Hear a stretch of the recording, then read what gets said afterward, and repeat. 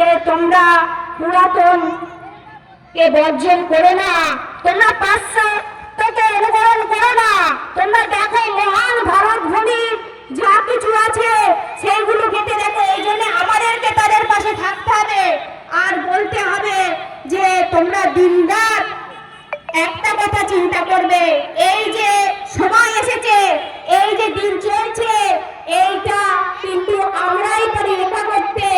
আমাদের বলতে হবে নিরার্জর কথা, যে অকথ্য অত্যাচার সহ্য করে তার ডান স্তন কেটে নিয়েছিল, তবুও বলেনি যে কোথায় বিপ্লবীরা আছে, নেতাজি কোথায় আছে, সেইটা বলেনি।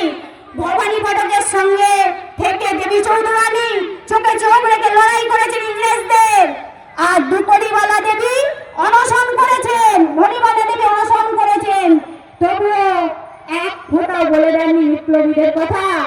আমরা বিস্মিত হয়ে গেছি শৈলবালা দেবীর কথা। শৈলবালা দে যার বাড়ি ছিল উদঘাটে, তিনি কি করেছিলেন?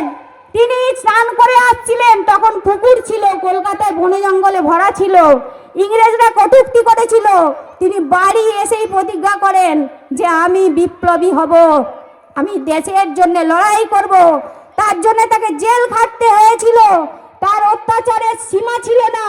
তিনি সেই জন্যে এত বড় একটা কাজ করেছিলেন, আপনারা শুনলে অবাক হবেন। তিনি 22 বছর ভাত খাননি, ভারত স্বাধীন হয়েছে তবুও তিনি লড়াই ছাড়েননি।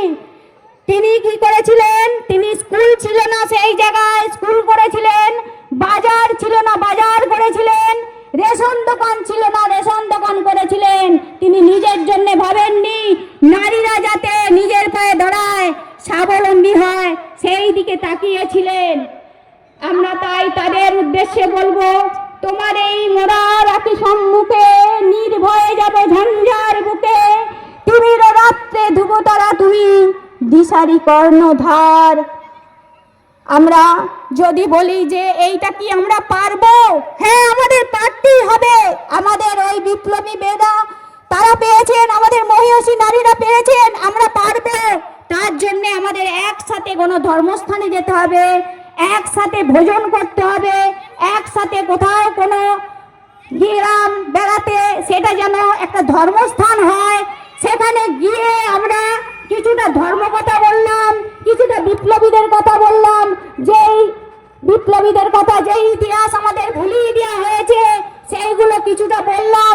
আমরা 8 ঘন্টা সময় আমাদের সন্তানদের দেব, আমরা তাদেরকে সর্বশিক্ষায় শিক্ষিত না করতে পারি, আমাদের ভারতের সনাতনী ধর্মের যেটুকু